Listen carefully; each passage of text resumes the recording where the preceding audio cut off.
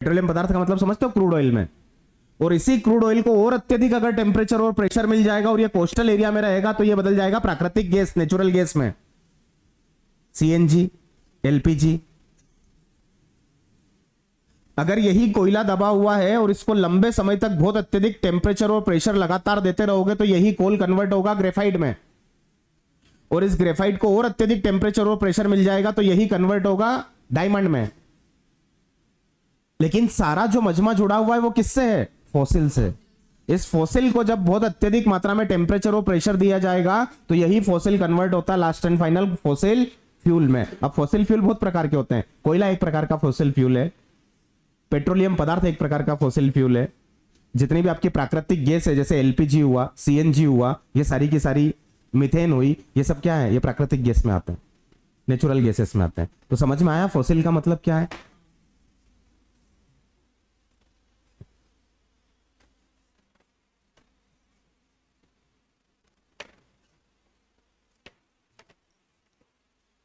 देखो क्या बता रहा था मैं आपको भाई, ये पृथ्वी की लेयर है, इसके ऊपर ये पेड़ पौधे आ गए और इसी में ये जीव जंतु निवास कर रहे हैं, व्यक्ति रह रहे हैं।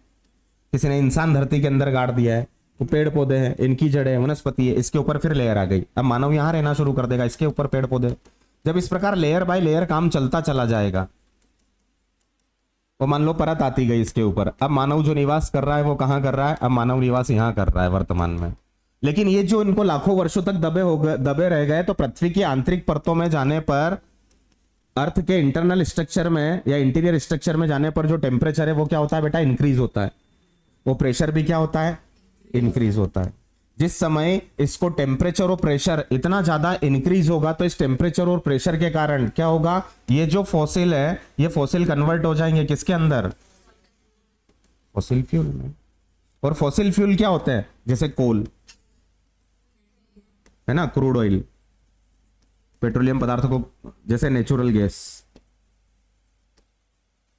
इनमें कन्वर्ट हो जाए। लेकिन जब इसी पर्टिकुलर कोल को, ये कोल में कन्वर्ट हो गया और इसी कोल को अगर और अत्यधिक टेम्परेचर और प्रेशर दिया जाए तो ये कन्वर्ट होगा किसमें? और इसी ग्रेफाइट को और अत्यधिक टेम्परेचर और प्रेशर दोगे तो यही कन्वर्ट हो जाएगा किसमें? कुछ चीजें समझ में आ रही है क्या बोलना चाह रहे हैं? आ जाए, अब अपनी बुक पर देख लेना।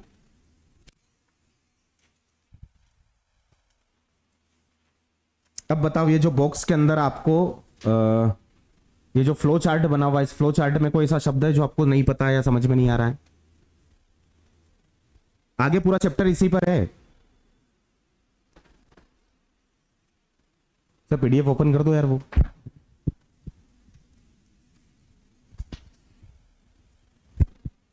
अब देखो क्लासिफिकेशन दे रखा है आपको, किस किस बेसिस पर दे रखा है? सबसे पहला दे रखा होगा ओरिजिन के आधार पर, on the basis of origin.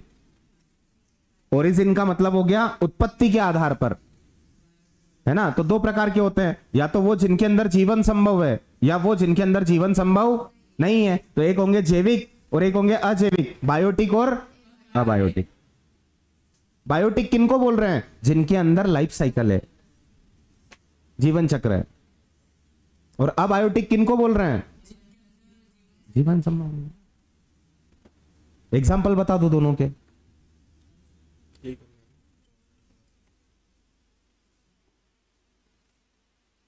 हाँ बस ठीक है। अब इसको हटाना, इस दूसरा पेज करना होगा तो इसमें ऑप्शन ही नहीं आता है वो।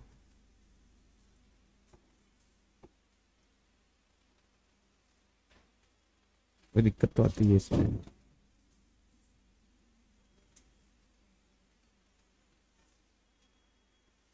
चलो छोड़ दो, रहने दो। चलो ये दे रखा है, देखो, this resources can be classified in the following veg on the basis of origin, उत्पत्ति के आधार पर कि निर्माण कैसे हुआ इनका, ये उत्पन्न कैसे हुए हैं। तो पहले नंबर पर दे रखा है बायोटिक, जिनके अंदर जीवन संभव है, और दूसरे नंबर पर दे रखा है आपको अबायोटिक, जो अजैविक है, जिनके अंदर जीवन संभव नहीं है। ऐसी कौन सी चीज है बेटा जिसके अंदर जीवन संभव नहीं है? और रॉक, एयर, बहुत सारी चीजें। और ऐसी कौन सी चीजें जिनके अंदर जीवन संभव है? अपन ऐसा नहीं लिखना है, लिखना है ह्यूमन, है ना, एनिमल्स और प्लांट्स, इन सब में जीवन संभव है। इधर आ जाओ, दूसरे नंबर पर क्या दे रखा है? ऑन द बेसिस ऑफ, क्या मीनिंग होता है एग्जॉस्टिबिलिटी का?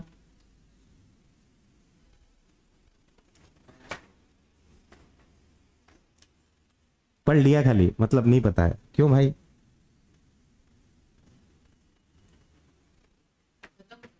हाँ, समाप्तता के आधार पर। समाप्तता का मतलब होता है कि कितने समय चलेगा, ये कब खत्म हो जाएगा, उस आधार पर दो प्रकार के हैं, रिन्यूएबल है और नॉन रिन्यूएबल है। तो रिन्यूएबल समाप्त हो सकते हैं क्या? सूर्य का प्रकाश खत्म हो सकता है क्या? बहता हुआ पानी रुक सकता है क्या? ये जो पवन चल रही है बंद हो सकती है क्या? तो वो कैसे हैं? इनकी समाप्ति नहीं होगी। लेकिन अगर आप बात करो किसकी, रिन्यूएबल नॉन रिन्यूएबल की बात करो, कोयला, जिस जगह पर, अरे एक दिन की प्रोसेस नहीं है ना भाई, लाखों वर्षों तक, 80-90 साल तक पृथ्वी के अंदर गड़ा हुआ रहा, तब जाकर ये फॉसिल जो है वो कोल में कन्वर्ट हुआ। और जिस जगह पर ये कोल मिल रहा है तो फिक्स है ना, ऐसा थोड़ी अनलिमिटेड है, लिमिटेड है। आप निकालते गए, माइनिंग करते गए करते गए करते गए, एक समय बाद वो जो माइनिंग में कोल था वो समाप्त हो गया। तो ऐसा थोड़ी आप दूसरी जगह खुदाई करना शुरू करोगे और वहां पे भी कोल प्राप्त कर लोगे।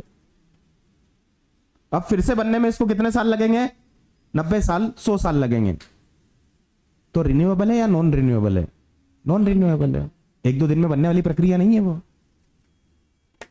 तो जिनको पुनः प्राप्त किया जा सकता है या जिनका रिसाइकल किया जा सकता है वो किसके अंतर्गत आते हैं? और जिनको नहीं किया जा सकता है वो, कि अगर आप लगातार ऐसे ही उपयोग करते रहे तो ये एक समय बाद क्या हो जाएंगे? समाप्त हो जाएंगे। तीसरे नंबर पर आ जाओ, अब आ गया, इसका मतलब समझ में आ गया?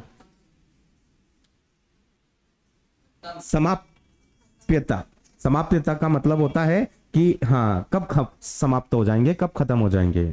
तो समाप्त कौन होगा? नॉन रिन्यूएबल समाप्त होंगे, रिन्यूएबल समाप्त नहीं होंगे। अगला जाओ, on the basis of ownership. Ownership का मतलब क्या होता है? स्वामित्व के आधार पर। ओनरशिप का मतलब क्या होता है? जैसे मैं बोलूं मैं इस इंस्टीट्यूट का ओनर हूं, मतलब क्या हूं? मालिक हूं। उसके आधार पर देख लो क्या होगा, एक इंडिविजुअल है, एक कम्युनिटी है, एक नेशनल है और एक इंटरनेशनल है। इंडिविजुअल का मतलब क्या हुआ? ये जो इंस्टीट्यूट है पर्टिकुलर मेरा है, ये जो वीआर नाम लिखा हुआ है ये मेरे अलावा कोई दूसरा यूज नहीं कर सकता है, इंडिविजुअल प्रॉपर्टी हो गई।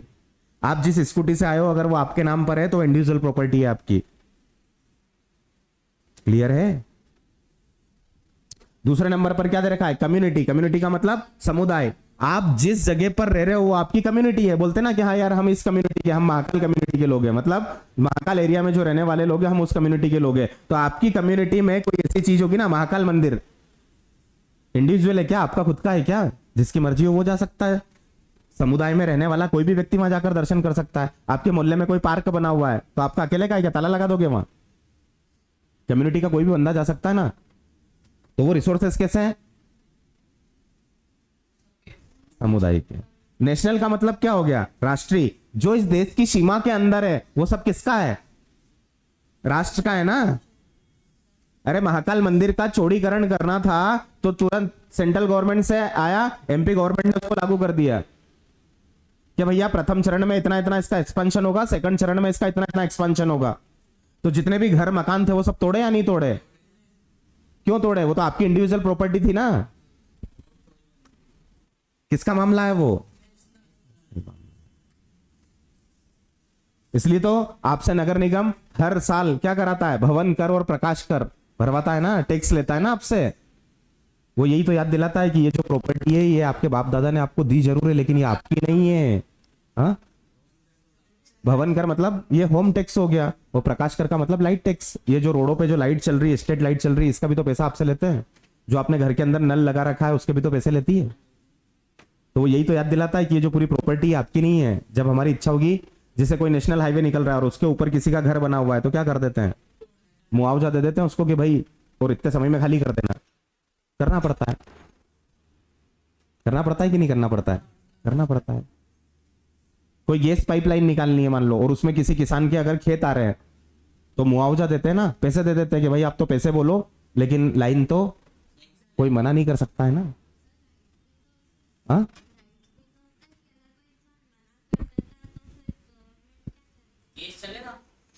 कुछ भी नहीं हो सकता बेटा।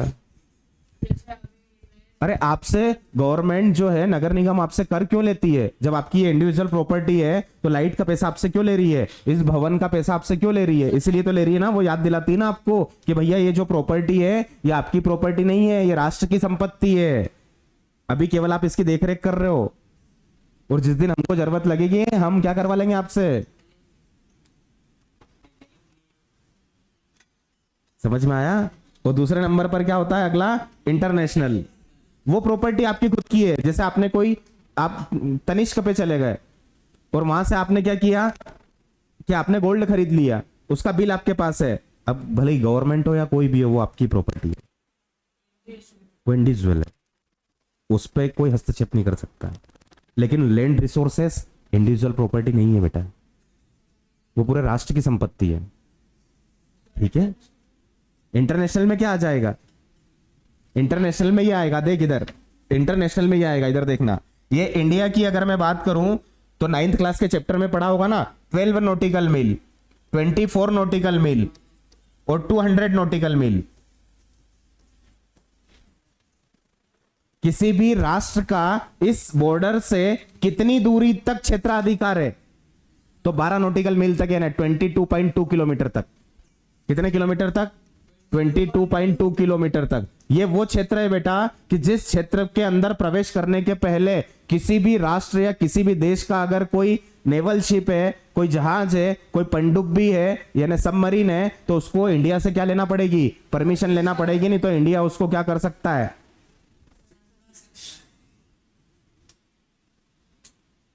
अरे आपका घर है मान लो, और आपके घर में कोई बिना पूछे घुस आए और आके आपके सोफे पे लंबे पांव करके बैठा हुआ है, तो सही है या गलत है? बस ये सेम वही मामला है कि आपके सोफे के अंदर, घर के अंदर सोफे पे आके कोई बैठ गया है। 12 नॉटिकल मील वो जगह है। फिर आता है 24 नॉटिकल मील। यहां तक साफ सफाई, शुल्क, ये सारी चीजें आप यहां पर ले सकते हो। सीमा शुल्क लगा सकते हो आप, कि अगर इसके अंदर किसी को प्रवेश करना है तो आप उससे क्या लोगे? उसके लिए किसी भी देश का जहाज आया और उन्होंने बोला कि भैया एक काम करो, कोच्चि बंदरगाह पर हमको क्या करना है, हमारा जहाज, तो उसके लिए हम क्या लेते हैं? उससे चार्ज लेते हैं, शुल्क लेते हैं। और 200 नॉटिकल मील तक क्या है? अनन्य आर्थिक क्षेत्र। अनन्य आर्थिक क्षेत्र यानी एक्सक्लूसिव। अब यहां पर आप क्या कर सकते हो? रिसर्च कर सकते हो, अनुसंधान कर सकते हो। रिसर्च का मतलब होता है अनुसंधान, खोज या अन्वेषण कर सकते हो। कोई भी नई चीज आपको, जैसे इंडियन ओशन में आपको मैग्नीज की पेटियां पाई गई है, यानी मैग्नीज जो है वो पाया गया है, तो उस पर जो है वो भारत का क्षेत्राधिकार है। हम यहां पर किसी भी प्रकार के प्राकृतिक संसाधनों का, नेचुरल रिसोर्सेस का दोहन कर सकते हैं। दोहन का मतलब उनको खोद कर निकाल सकते हैं, माइनिंग कर सकते हैं, खनन कर सकते हैं, वो हमारे क्षेत्र में आता है। लेकिन इस 200 नॉटिकल मील के बाद आप अगर बोलो कोई किसी भी देश का, यहां पर मान लो नेवल शिप खड़ा है, यानी आप बोल सकते हो सबमरीन खड़ा है, और आप उसको बोलोगे कि ले तू जा, अब वो आपके क्षेत्राधिकार से बाहर है। समझ में आई कुछ बात? तो ये कैसा मामला हो गया? आप 200 नॉटिकल मील किसी भी देश में, ये देख रहे हो वर्ल्ड के मैप पर, इस वर्ल्ड के मैप पर 200 नॉटिकल मील के बाद किसी भी देश की सीमा से वो जो है अब पूरे राष्ट्र की संपत्ति है, संपूर्ण राष्ट्र की संपत्ति है। संपूर्ण राष्ट्र का मतलब कि कोई भी देश वहां पर आ जा, घूम फिर सब सकता है। ऐसा एयर में भी होता है बेटा। एयर में क्या होता है? ये पृथ्वी की आपकी सतह है, इस पृथ्वी की सतह से कितना ऊपर? इस पृथ्वी की सतह से 100 किलोमीटर ऊपर। 100 किलोमीटर के अंदर अगर मान लो ये भारत है ना, तो इस भारत में अगर 100 किलोमीटर से अंदर अगर कोई किसी का फाइटर प्लेन, जेट प्लेन, कोई एरोप्लेन अगर बिना परमिशन के इंटर कर जाता है, तो आप बिना किसी परमिशन के उसको ऊपर से ऊपर भेज सकते हो। लेकिन 100 किलोमीटर के अगर ऊपर उड़ रहा है तो वो आपकी संपत्ति नहीं है। 100 किलोमीटर से ऊपर जो स्पेस है वो संपूर्ण राष्ट्र, दुनिया में जितने भी राष्ट्र है उन सबका अधिकार है उस पर। वो सब उसमें घूम फिर सकते हैं, इनोवेशन कर सकते हैं, नवाचार कर सकते हैं, या अन्वेषण कर सकते हैं, रिसर्च कर सकते हैं, खोज कर सकते हैं, सारी चीजें कर सकते हैं। इसीलिए पर ऐसा थोड़ी है कि चंद्रमा पर सबसे पहले जो है वो अमेरिका चला गया था और अमेरिका ने अपना झंडा गाड़ दिया है, तो अब बाकी कोई भी दूसरा राष्ट्र जो है या कोई भी दूसरी कंट्री जो है वो वहां पर नहीं जा सकती है। क्यों? क्योंकि स्पेस तो जो है वो संपूर्ण मानव का अधिकार क्षेत्र है। वो चाहे मानव इंडिया का रहने वाला हो, चाहे अमेरिका का रहने वाला हो, चाहे ऑस्ट्रेलिया का रहने वाला हो, कहीं का भी हो। अब समझ में आया इन चार चीजों में? एनसीईआरटी गागर में सागर भरना है। देखो इसमें एक एक लाइन का मीनिंग बहुत डीप है, लेकिन अगर एक बार समझ लिया ना, 7 चैप्टर है। और यही आगे जो भी आप एग्जाम दोगे, अगर कोई कॉम्पिटिटिव की एग्जाम देगा या किसी गवर्नमेंट एग्जाम की तैयारी करेगा तो वापस से यही सब पढ़ना है, ये भी बता देते हैं। ये इस पहले पेज में किसी को कोई दिक्कत है, बुक आपके पास है तो मुझे बता दो। नहीं?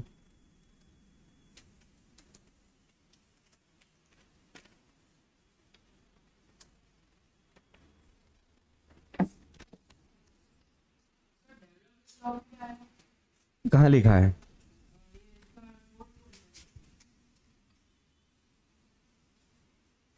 विकास के स्तर के आधार पर, यही बोल रहे हो ना? हाँ ये लिखा है ना, अब पढ़ेंगे ना ये अपन। अभी कहां पढ़ा है? छूट, कुछ छूट गया क्या? हाँ चल, हाँ आ जाओ आ जाओ। On the basis of status of development, किसके लिए? पोटेंशियल क्या है, डेवलप्ड क्या है, स्टॉक क्या है और रिजर्व क्या है। क्या मतलब समझते हो? रिजर्व का मतलब क्या है? कितना भंडार है। स्टॉक का मतलब कितना इकट्ठा कर कर रखा हुआ है। डेवलप्ड का मतलब, और पोटेंशियल का मतलब, चारों चीज अलग अलग है ना भाई। आपके पास मान लो भारत में कि कोई भी मिनरल मिलने की संभावना आपके पास है, तो सबसे पहले तो पोटेंशियल प्राप्त करना। पोटेंशियल का मतलब पहले ये तो ढूंढो कि मिनरल है कहां। अरे आपको लास्ट एंड फाइनल ले देकर क्या कमाना है? पैसे कमाना है ना। तो आराम से घर जाओ, गेती पावड़े लो और घर को खोद दो, कहीं तो हीरा मिल जाएगा। अगर एक हीरे का टुकड़ा भी मिल गया तो लाइफ टाइम जितनी मेहनत करोगे उतना पैसा एक ही बार में मिल जाएगा। मिल सकता है कि आपको हीरा मध्य प्रदेश में केवल पन्ना में मिल सकता है, बाकी और कहीं नहीं मिलेगा। मार्केट है, जमीन से खोद कर नहीं निकालते हैं।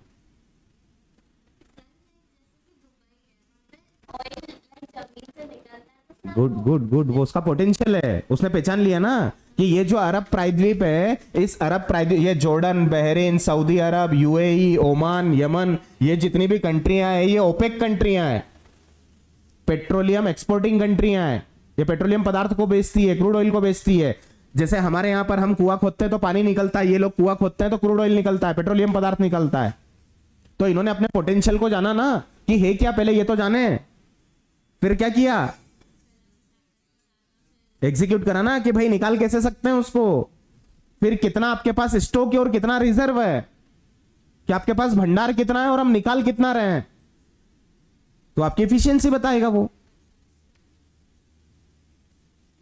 जैसे अभी कुछ समय पहले, अगर न्यूज़पेपर आप पढ़ते नहीं होंगे मुझे पता है, नहीं, ये मध्य प्रदेश के अंदर जहां पर पन्ना टाइगर रिजर्व है, इस पन्ना के क्षेत्र को क्या किए, क्या बोला था कि जितने भी पेड़ है वो सब काट दो और यहां पर हम क्या करेंगे, माइनिंग करेंगे। उसका घनघोर विरोध हुआ कि भाई अगर यहां पर आप पन्ना टाइगर रिजर्व के सारे पेड़ काट दोगे तो ये जो जंगली जानवर है जो इस टाइगर रिजर्व में रह रहे हैं ये कहां जाएंगे, और प्रकृति को कितना बड़ा नुकसान पहुंचेगा, एनवायरमेंट को कितना नुकसान पहुंचेगा, केवल आपके थोड़े से लालच के लिए। क्योंकि गवर्नमेंट को उससे क्या चाहिए था, डायमंड चाहिए था, और डायमंड अगर मार्केट में बेचेंगे तो उससे क्या मिलेगा, पैसा मिलेगा। तो आपके पास रिजर्वायर तो है, लेकिन आपके पास पोटेंशियल वो भी तो देखना पड़ेगा ना। सबसे पहले तो आप पहचानो कि किस जगह पर क्या मिनरल मिल रहा है। आप वो पहचान जाओगे तो फिर आपको टेक्नोलॉजी चाहिएगी कि इसको निकालेंगे कैसे, इसको प्राप्त कैसे करेंगे। और फिर दो चीजें साथ में आएगी कि आपके पास जमीन के अंदर कितना गड़ा हुआ है और आप कितना क्या कर पा रहे हो, प्राप्त कर पा रहे हो, निकाल पा रहे हो। अब कोई दिक्कत है इनमें? आगे आ जाओ।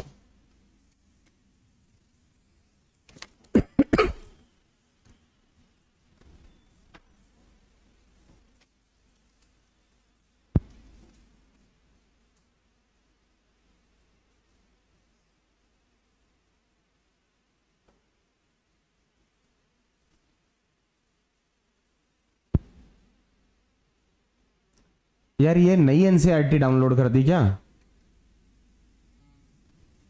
इसमें बहुत कम दे रखा है यार।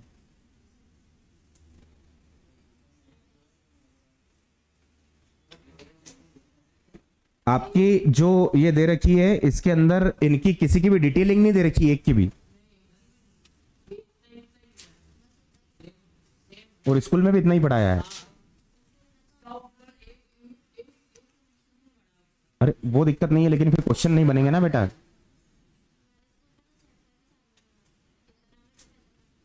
कोई दिक्कत नहीं है उससे, ये तो बहुत बाद में है ये तो यार। देखो अब तो मैं जो पढ़ा रहा हूं वो पढ़ो, ठीक है। ये मिटा दें।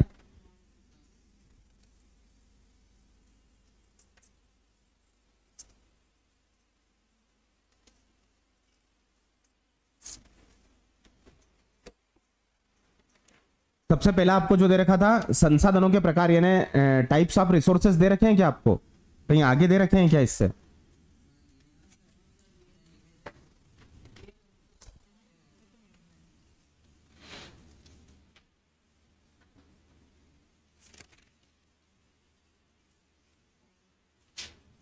नहीं दिए हैं।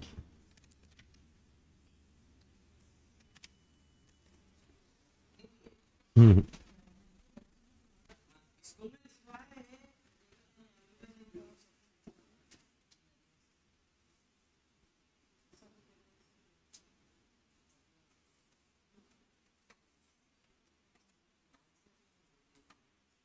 चलो कोई बात नहीं, आ जाओ इधर। अगला टॉपिक आपको क्या दे रखा है? डेवलपमेंट ऑफ, ये दे रखा है विकास के स्तर के आधार पर क्या क्या चीजें हैं। सबसे पहला आपको क्या दे रखा है?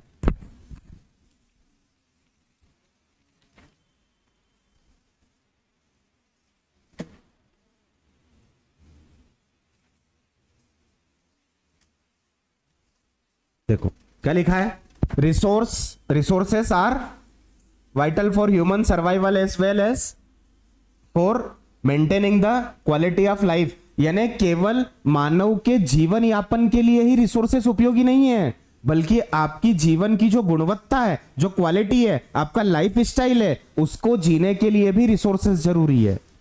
ये बोल रही है मेंटेन करने के लिए क्वालिटी ऑफ लाइफ। अरे सोचो कि अगर रिसोर्सेस नहीं होते तो वो झूठा एप्पल कैसे दिखाते हैं आप, मान रहे हो? अगर हाँ झूठा एप्पल ही तो बोलते हैं उसको, हाँ झूठा हुआ। हाँ दूसरा, अगर मैं बात करूं आपसे, थोड़ी देर से बत्ती जलती है आप लोगों की। दूसरा अगर मैं आपसे बात करूं, आज आप लोगों ने घड़ी हाथ में पहनी है, अगर टेक्नोलॉजी नहीं होती तो वही सूर्य को देख के टाइम बताते आप। तो आपकी लाइफ जीवन जीने के लिए तो जरूरी है ही है, लेकिन आपकी क्वालिटी को भी क्या करता है? इनहेंस करता है। सोचो अगर इंडस्ट्रीज नहीं होती तो कॉटन तो होता, कपास तो होता, लेकिन आज भी आप पत्ते लपेट के घूम रहे होते हैं, बकरियों से बच बच के भाग रहे होते हैं। सिंपल है ना? अरे हाँ कि ना? तो आपकी क्वालिटी में, आपकी लाइफ की जो क्वालिटी है उसमें सुधार कब आया? तो आपने इन रिसोर्सेस से ही, जो कपास था उसी से आपने कपड़े बनाए ना, और उसमें भी नई नई टेक्नोलॉजी आ गई ना भाई। पहले क्या था? पहले धोती और कुर्ता ही तो था, फिर पैंट शर्ट पर आए, फिर जींस टी शर्ट पर आ गए, और अब तो जिसकी जो मर्जी हो कोई भी कुछ भी पहन सकता है भाई। आगे देखो क्या लिखा है, it was believed that resources are free gift of nature. ये क्या है? फ्री गिफ्ट है आपके लिए, जो कहां मिल रहा है? अरे सामान मत थे, अभी क्लास नहीं छोड़ूंगा। As a result human being used them. क्या लिखा है? क्या मतलब होता है इसका? हाँ, इनडिस्क्रिमिनेटली का मतलब क्या होता है? हाँ, डिस्क्रिमिनेशन का मतलब क्या होता है? भेदभाव। डिस्क्रिमिनेशन का मतलब क्या होता है? भेदभाव। भेदभाव कितनी प्रकार से किया जा सकता है?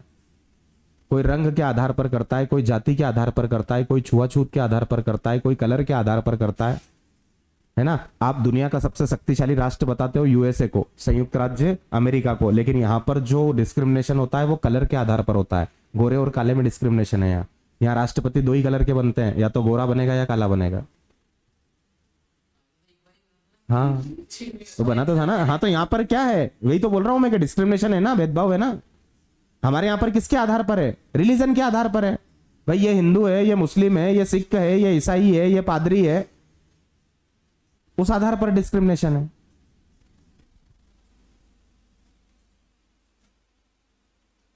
And this has led to the following major problems. अब उसके कारण तकलीफ क्या क्या आपको। तो संसाधन का विकास किस पर डिपेंड करेगा, बोलो भाई।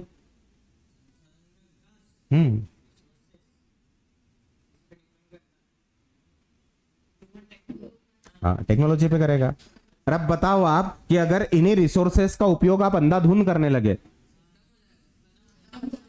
है ना, लेकिन खत्म होने के पहले समस्याएं पैदा होगी, प्रॉब्लम्स आएगी। तो यही वो बता रहा है कि अगर ह्यूमन इसका, ये मानव के लिए तो जो प्राकृतिक पर्यावरण में, नेचुरल इन्वायरमेंट में ये सब गिफ्ट है, लेकिन अगर इस गिफ्ट का आप कैसा उपयोग करते रहे,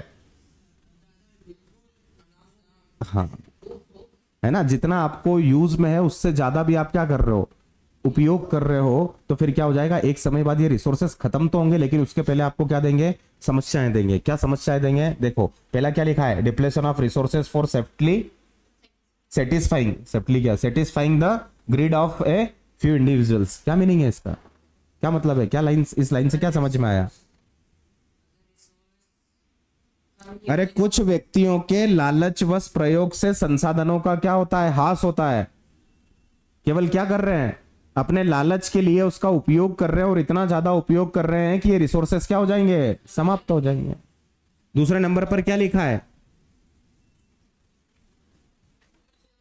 accumulation of resources in few hands. Accumulation का मतलब क्या होता है, ये संसाधन की अगर हम बात करें तो समाज के कुछ ही लोगों के हाथ में है।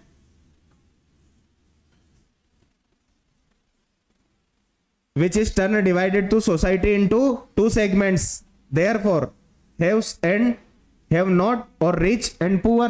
या तो वो होंगे कि जिनके हाथ में संसाधन होंगे, या वो होंगे जिनके हाथ में रिसोर्सेस नहीं होंगे। और जिनके हाथ में रिसोर्सेस होंगे वो अमीर होंगे, और जिनके हाथ में रिसोर्सेस नहीं होंगे वो क्या होंगे, गरीब होंगे। क्लियर है। तीसरे नंबर पर देखो,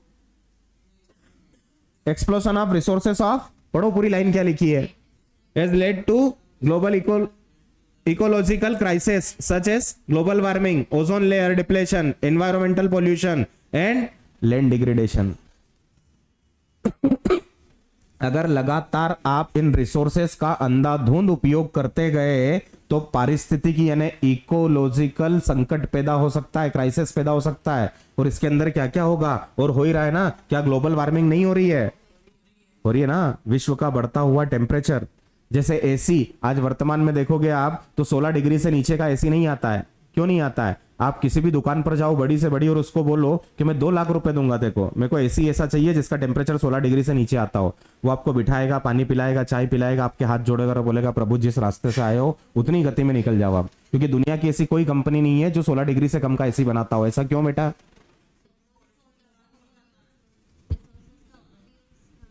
क्यों नुकसान होता है, कोई साइंटिफिक कारण होगा ना उसका एक। क्योंकि अर्थ का एवरेज टेम्परेचर 15.4 डिग्री सेल्सियस है।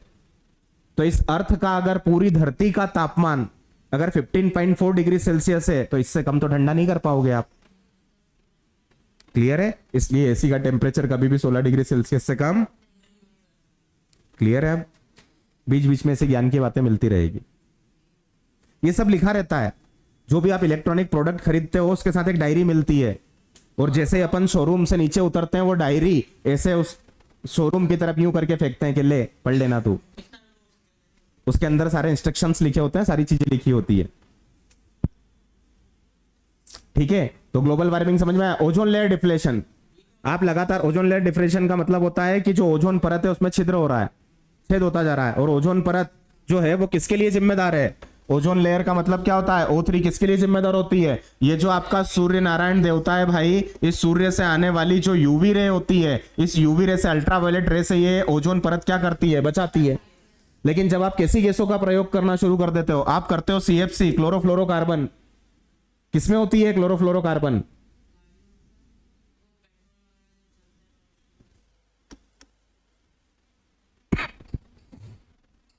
फ्रिज के अंदर होती है। ये जो एसी चल रहा है इसके अंदर CFC होती है, ठीक है।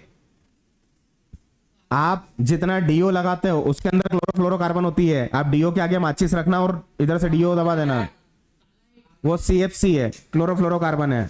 आप कोई भी परफ्यूम में माचिस रखो और उसके आगे परफ्यूम छिड़क दो, भभक जाएगा, वो CFC के कारण होता है, ठीक है। एक आप फोम पैक करने वाली गैस आती है, जो बर्थडे पर आप फोम उड़ाते हो, उसके अंदर CFC होती है, क्लोरोफ्लोरोकार्बन होती है।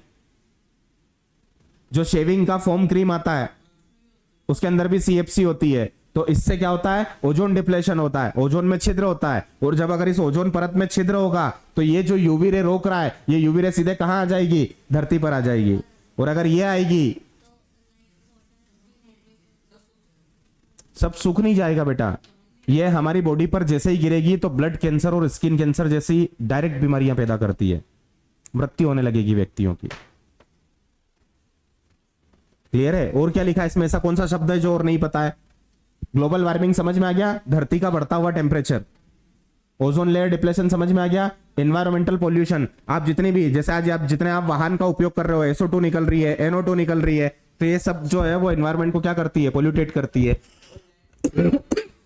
आप जितना ज्यादा कारखानों का उपयोग कर रहे हो, इंडस्ट्रीज का उपयोग कर रहे हो, तो इन इंडस्ट्रीज से निकलने वाला जो धुआं है ये भी तो इस एटमॉस्फेयर में जा रहा है ना, तो ये भी क्या कर रहा है? इस एनवायरमेंट को पोल्यूटेट कर रहा है। और अगला क्या दे रखा है?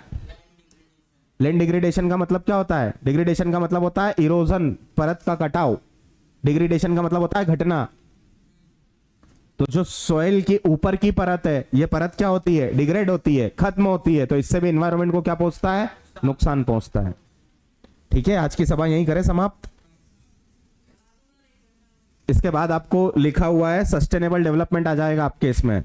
तो अगली क्लास से जब भी पढ़ेंगे अपन कहां से पढ़ेंगे? सस्टेनेबल डेवलपमेंट से। लेकिन उसके पहले ये जितना पढ़ा दिया है इसको पढ़ना और आगे का पूरा पढ़कर आना। ठीक है, थैंक यू।